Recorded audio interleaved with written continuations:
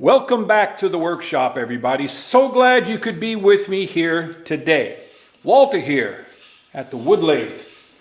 Today's topic is sanding.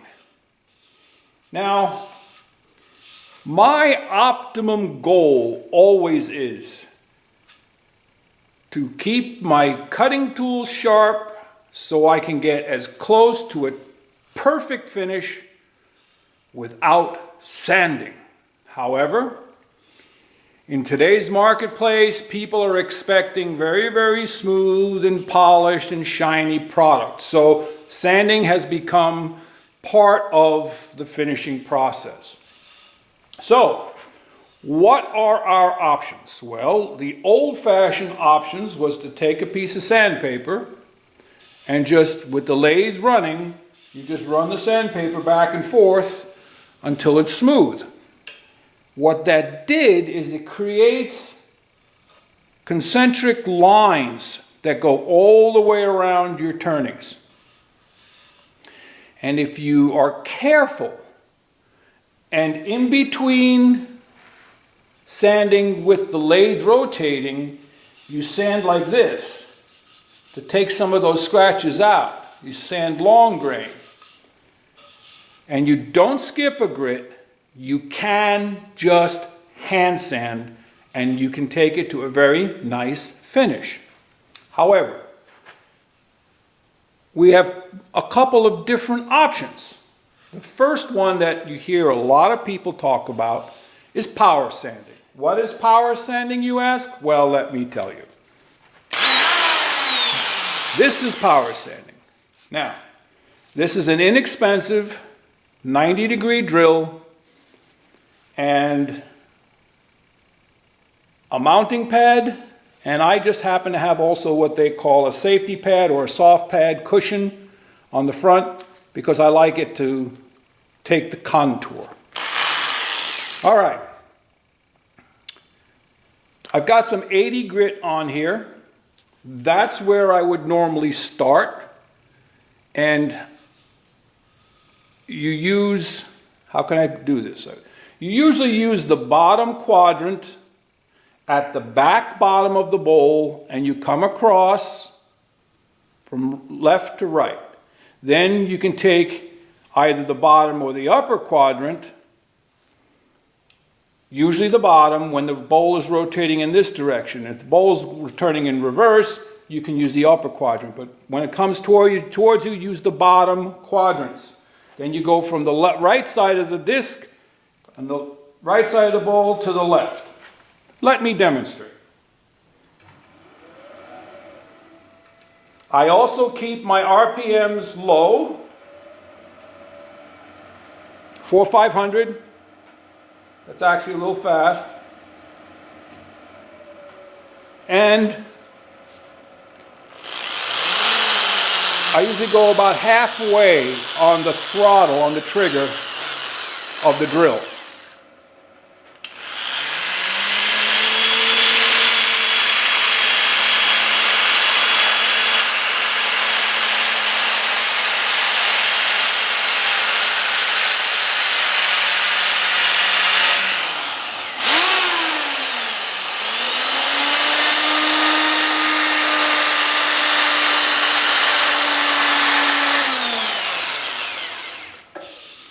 And that's basically it.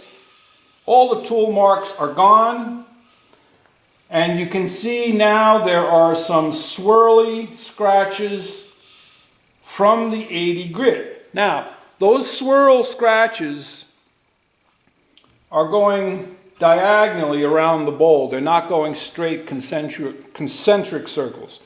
That is affected by the speed of the disc. Now, all you need to do is continue with this process, changing the discs. You take it off the Velcro, you get the next grit, which is 100 grit. You put it on, and you proceed to do the same thing over and over. And you don't apply much pressure. Okay.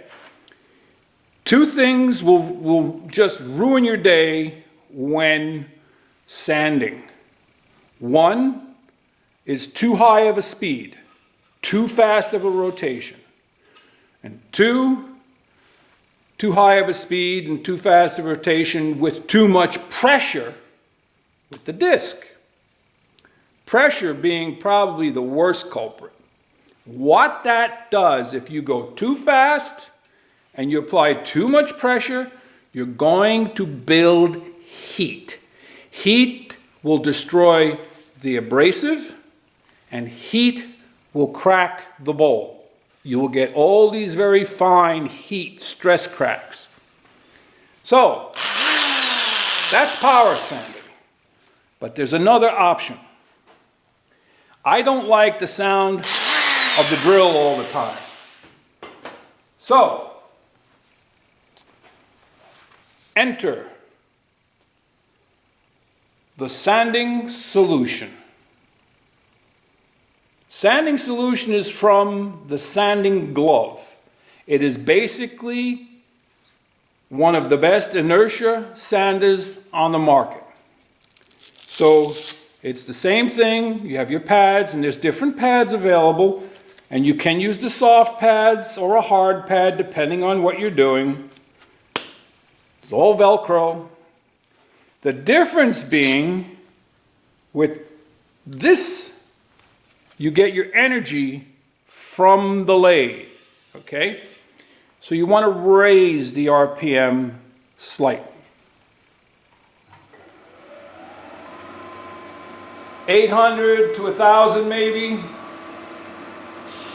Okay, there's 978. You do the same thing. You use the lower quadrant. You start at the bottom. This is 100 grit now. We're jumping up one. You start at the bottom.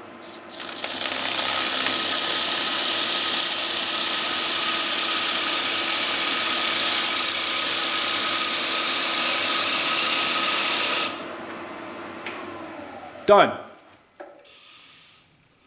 Remember those swirly scratches I mentioned to you? They're gone. The 100 grit scratches are gone, and there are a few fine.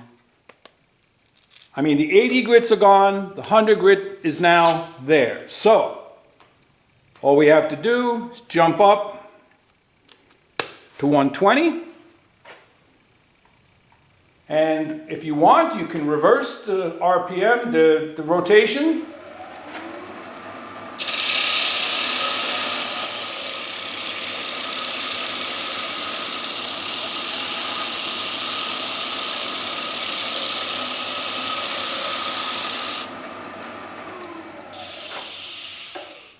And there you go. That's 120 grit. Switch to 150.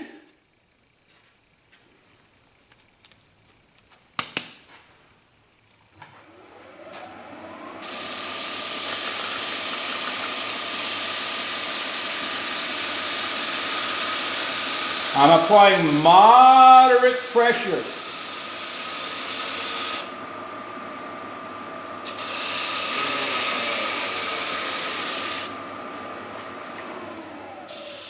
Done. You can inspect your bowl all the way around, but there are no tool marks, there are no tear outs, there are no earlier scratches anywhere. So now, jumping up in grits, 180, 240 or 220, 320, 400, goes faster and faster every grit you jump up because this is smooth.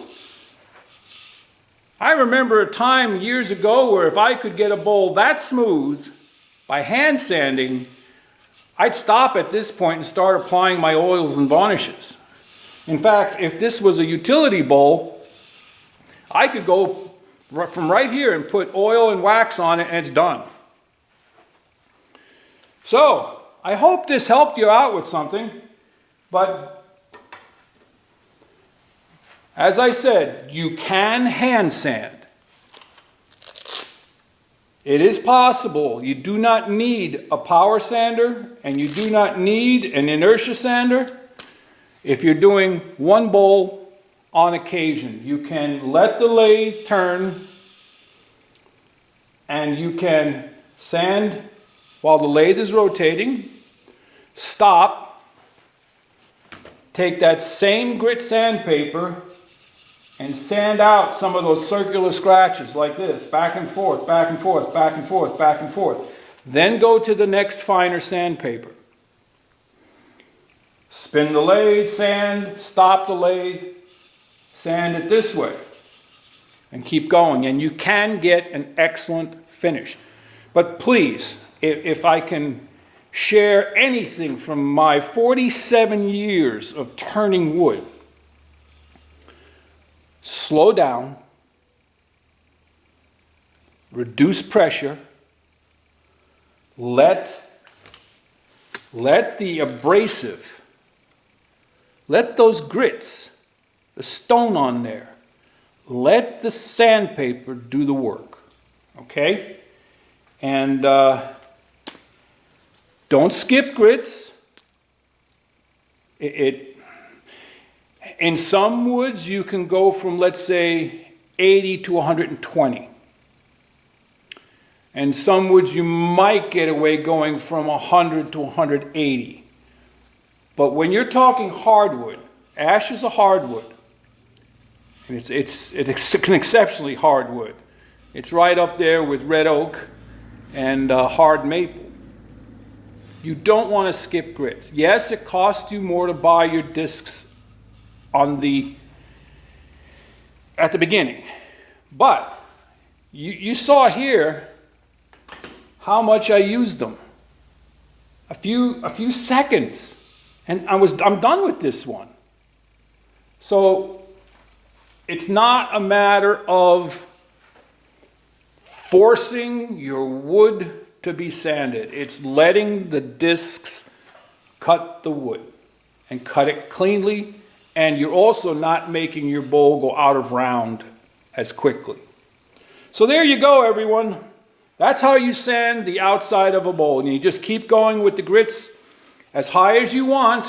Some people take it to 4,000, 6,000, 8,000. Personally, I stop at 320 to 400. Why, you ask? Very simple. Most woods, the pores are large, and if you go past a certain degree of abrasive, you end up polishing the wood.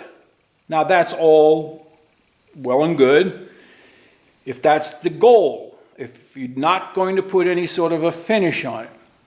But the more you polish and burnish the wood, the more difficult it is to do your finishing.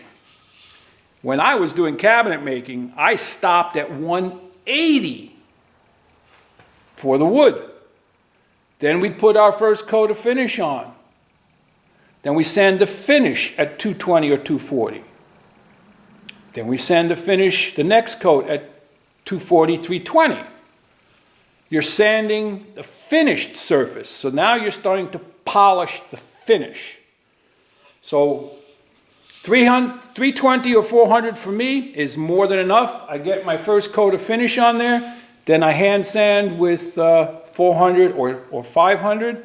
Then I'll put another coat of finish on it, and I'll sand with 500 or 600. But that's kind of where I stop. You know, I'm not making jewelry. Hope you found something helpful, useful, maybe entertaining. And I hope to see you here again in the wood shop next time when we do the inside of the bowl.